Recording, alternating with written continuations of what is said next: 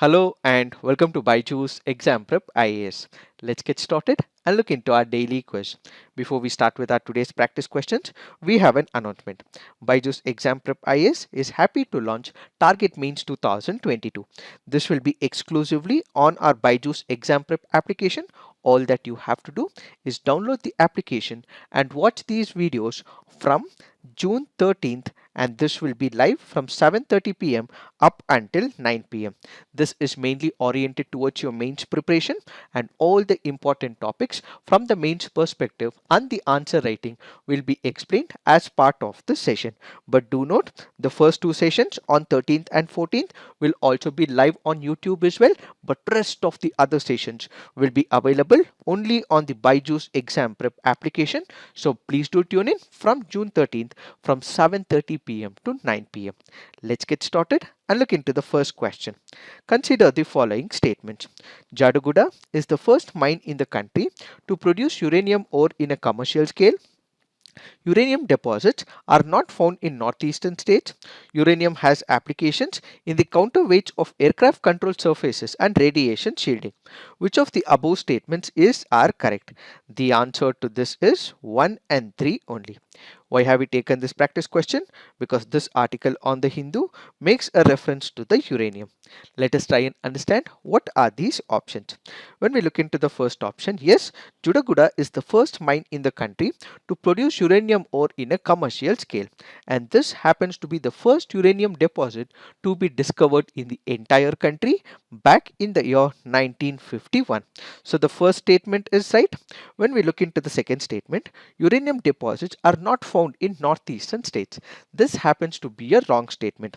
We do have the uranium deposits where in the northeastern states, and that happens to be in Meghalaya in Domisiat Wakan Pahedeks, which happens to be a sandstone type, and this is present in the state of Meghalaya. So remember, among the northeastern states, uranium deposits are found in Meghalaya.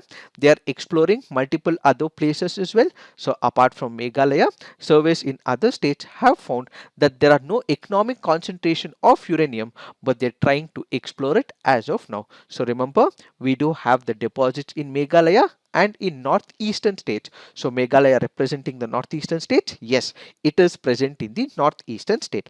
If you look into the third statement, uranium has applications in the counterweights of aircraft control surfaces and radiation shielding. This also happens to be the right statement. So the answer to this would be 1 and 3 only. Now if you look into the physical properties of the uranium, uranium was formed over 6.6 billion years ago.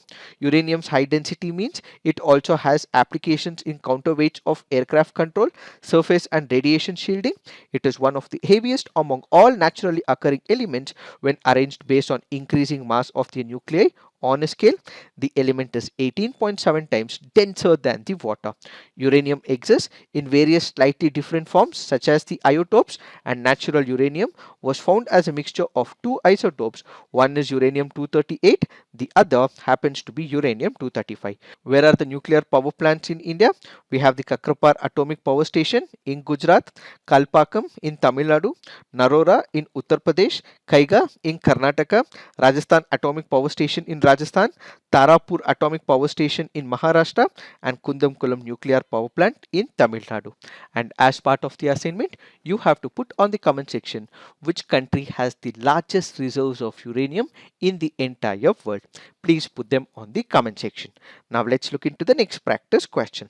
Which one amongst the following statements best describes amyloidosis, a rare genetic disorder characterized by the abnormal accumulation of iron in the brain and various internal organs, a rare disease that occurs when an abnormal protein builds up in organs and interferes with the normal function, a rare inflammatory disorder that can affect the entire body, a disorder characterized by loss of hair.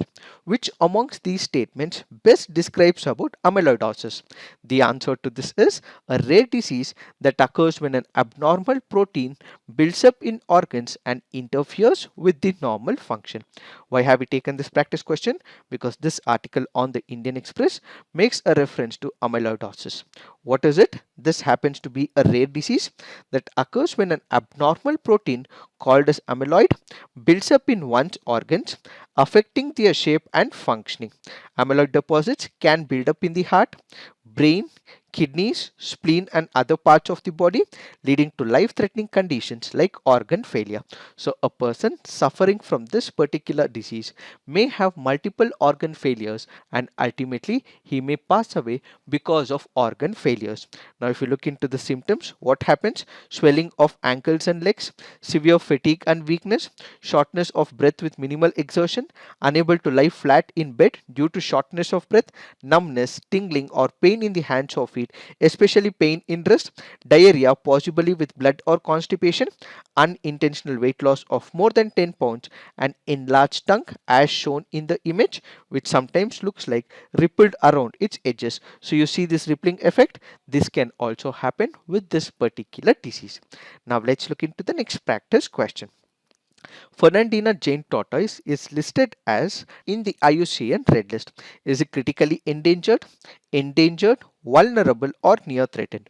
The answer to this is critically endangered. Why have we taken this practice question? Because this article on the Indian Express makes a reference to Fernandina giant tortoise. So when we speak about this tortoise, the IUCN status is critically endangered and in the near future it may go extinct as well. So it is critically endangered, which also has the characteristics of extinction as well. So if we speak about this tortoise, where is it found? It is found in Fernandina Island, which happens to be a Galapagos giant tortoise, and this species was far known only from a single individual collected in 1906. This was not found until recently and now they have discovered in one of the islands. So remember, the IUCN status of the Fernandina giant tortoise happens to be critical endangered and it is almost in the verge of extinction as well. If we look into the other critically endangered species, what do we have? We have some critically endangered mammals like pygmy hog, Andaman white-toothed shrew, Jenkins Andaman spine shrew, Nicobar white-tailed shrew, Kundana rat, large rock rat, Namdamfa flying squirrel, Malabar civet, Sumatran rhinoceros as well as Javan rhinoceros. So if we look into the IUCN Red List, what we have is 9 categories, that is extinct, no known individuals remaining, extinct in the wild, known only to survive in captivity where they are present in the zoos, so on and so forth, or as a naturalized population outside its historic range, critically endangered, extremely high risk of extinction in the wild, endangered, high risk of extinction in the wild, vulnerable, high risk of endangerment in the wild, near threatened, likely to become endangered soon, least concern, which has the lowest risk, does not qualify for a more at risk category, and we have data deficient, which means not enough data is present about this particular species, and not evaluated means has not yet been evaluated against the criteria. So these are some of the important parameters that you have to know with respect to the IUCN Red List, and there are 9 categories as mentioned. So do note the other critically endangered birds as well as the critically endangered reptiles, and this can probably be asked in your preliminary examination. Now let's look into the next practice question. Which of the following statements about Sant Tukaram are correct? He was a contemporary of Maratha ruler Shivaji Maharaj. He pointed out the evil of wrongdoings of society, social system and Maharaj by his kirtans and abhangas. Which of the statements are correct? The answer to this is both. Why have we taken this practice question? Because this article on the Indian Express makes a reference to Sant Tukaram temple. Sant Tukaram and his work are central to the Varkari sect spread across Maharashtra. His message was about the casteless society and denial of rituals had led to the social movement in Maharashtra. If we look into some of the important facts with respect to Tukaramji, he was a 17th century poet saint who was contemporary of Maratha ruler Shivaji Maharaj. Saints like Eknath and Ramdas, his poetry was devoted to Vidoba or Vittala, an avatar of Lord Vishnu. He is known for Abhangas in Marathi, which happens to be a rich heritage of Gatha, devotional poetry, and was also responsible for creating a background for Maratha nationalism. He laid emphasis on community based worship with spiritual songs like Kirtanas, and he preached the virtue of pity, forgiveness, and peace of mind. When it comes to worshipping of God, there are two types. One is what is called as Saguna, the other is what is called as Nirguna. When it comes to Saguna, it is nothing but worship of God. So there is an idol, you worship the idol.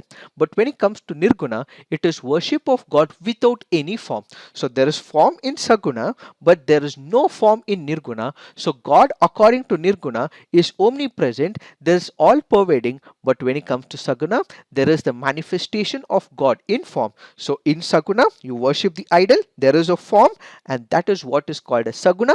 And when it comes to Nirguna, there is no form, and you still go ahead worshipping your favorite God in the way that you want to. So there is no form in Nirguna, there is form in Saguna.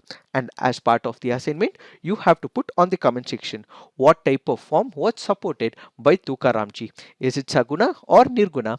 Please put it on the comment section. Now let's look into the next practice question. Amongst the following crops, which one is the most important anthropogenic source of both methane and nitrous oxide? Cotton, rice, sugarcane, wheat. The answer to this is rice.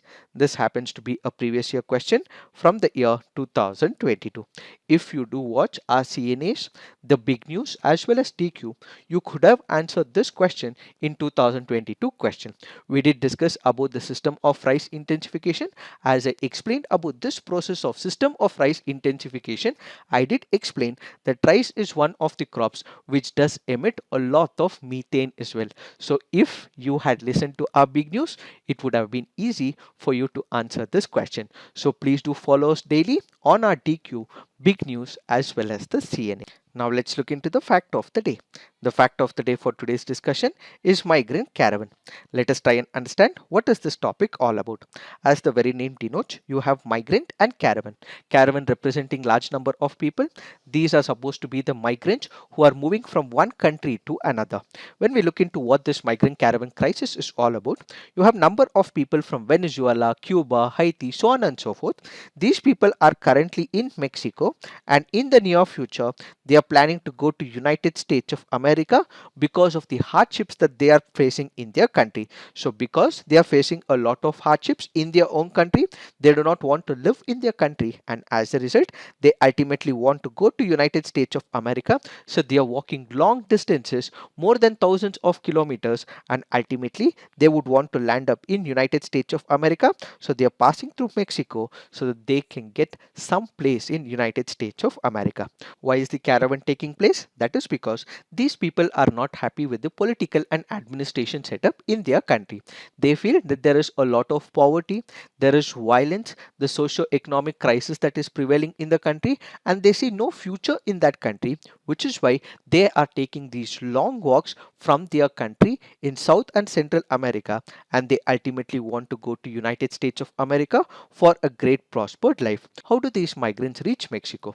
These people who are moving from Central and South America also dream of a better life, which is why they are planning to ultimately reach United States of America, leaving their own countries because of the abject poverty as well. And as a result, they do run through dense forest, swamplands, steep mountains, and they also go through those areas which also have some of the deadliest venomous snakes as well. In fact, these migrants also face the risk of robbery, physical and sexual violence from the smugglers and traffickers, but because they want to have a future better life, which is why some of them take the path of ships, they travel via the sea route and ultimately enter the borders of Mexico, and some of them walk as well, walk long distances so that they can enter Mexico, and from Mexico they reach United States of America. Why have the caravan selected this time to go to United States of America? That is because as of now there is a summit that is being conducted in United States of America. This will be addressed by the President of United States of America as well.